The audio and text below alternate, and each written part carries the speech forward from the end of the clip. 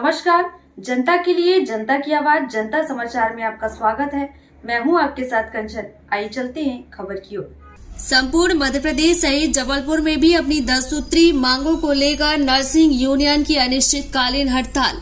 जबलपुर में कुछ दिनों से देखा जा रहा है कि मेडिकल कॉलेज जबलपुर, विक्टोरिया सहित मध्य प्रदेश के समस्त नर्सिंग स्टाफ यूनियन अपनी मांगों को लेकर अनिश्चितकालीन हड़ताल पर बैठे हैं। उनका कहना है कि जब स्वराज सरकार सभी के मामा है तो हम लोगों के साथ ये अन्याय क्यों, जिस पर उन्होंने अपनी 10 सूत्री मांगों में पुरानी पेंशन, पदोन्नति जैसी जायज मांगों को लेकर कई दिनों से हड़ताल पर हैं। ऐसे में नर्सिंग स्टाफ के इस तरह से हड़ताल पर बैठने से स्वास्थ्य चिकित्सा व्यवस्था में भी काफी फर्क पड़ रहा है।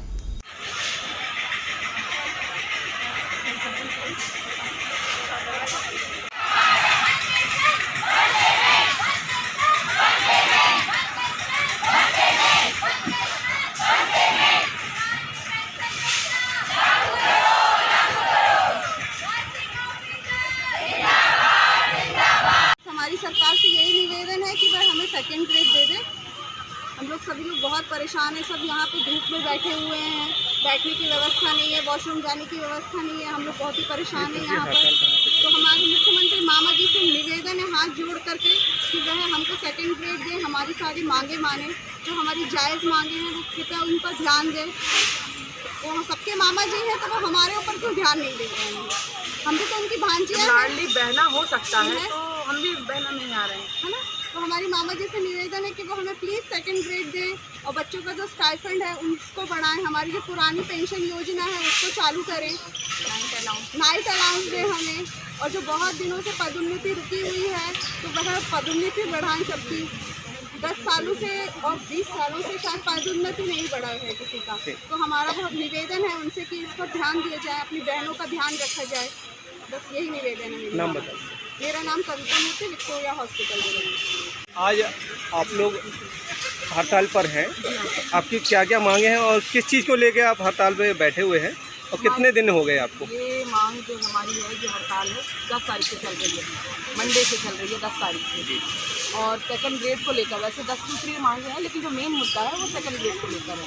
मतलब सेकंड ग्रेड का वेतनमान पद तो दे दी है सरकार ने, 2019 या 20 में दी थी, लेकिन हमारा जो वेतनमान है वो अभी तक हमारा डिक्लेयर नहीं हुआ। हम चाहते हैं सरकार से जैसा कि दूसरे राज्यों में मिल रहा है वो हमारे राज्य में मिल जाए।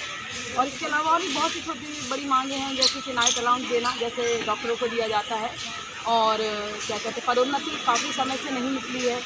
वेतन भी हमारा ऐसा हो कि 1 नेशन 1 पेमेंट के अनुसार हो, सब जगह एक सा हो, 70-80% वाला कोई रूल ना हो। ये सब मांगे हमारी। स्टाइपेंड को लेकर है कि बच्चों की स्टाइपेंड 8,000 की जाए, बढ़ाई जाए। नाम बताइए। मेरा नाम मार्था मसीह है और ये डिस्ट्रिक्ट हॉस्पिटल जबलपुर में मैं पदस्थ हूँ।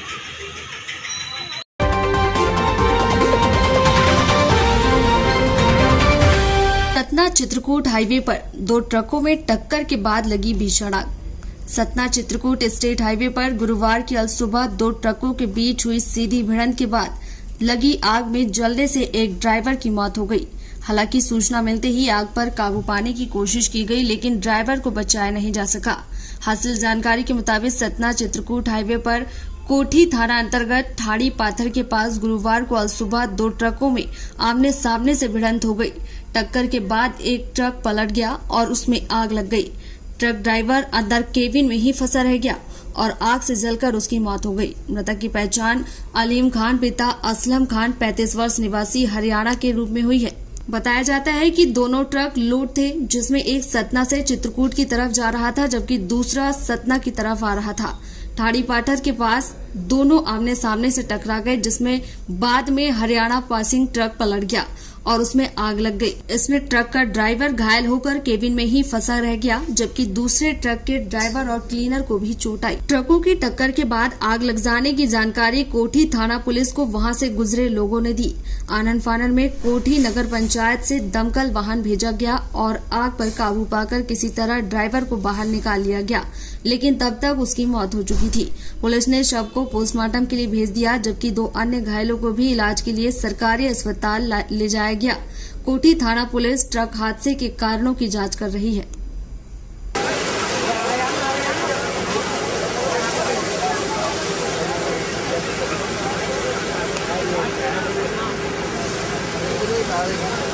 इंजन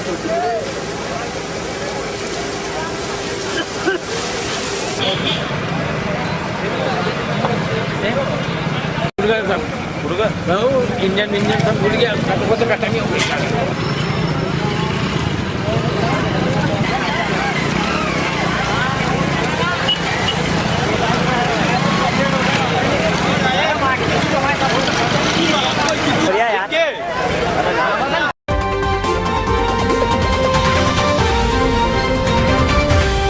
जबलपुर के स्कूल हॉस्टल में 90 बच्चों की बिगड़ी तबीयत। जबलपुर के ग्वारीघाट स्थित सत्यप्रकाश पब्लिक स्कूल के हॉस्टल में रहने वाले करीब 90 बच्चों की तबीयत बिगड़ने की सूचना है।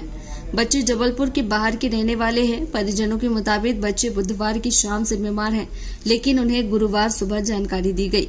कुछ बच्चों के पैर कांप रहे हैं तो कुछ बच्चों के हार्ट में दर्द बता रहे हैं।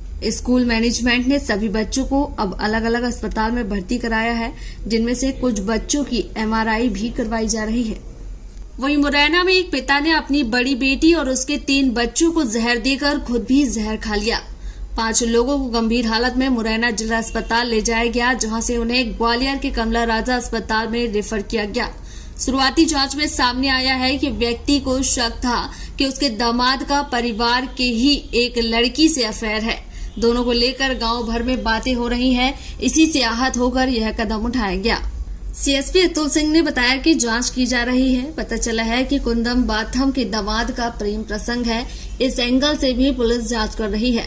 फिलहाल कुंदन का दामाद रामविलास लापता है, उसकी तलाश की जा रही है।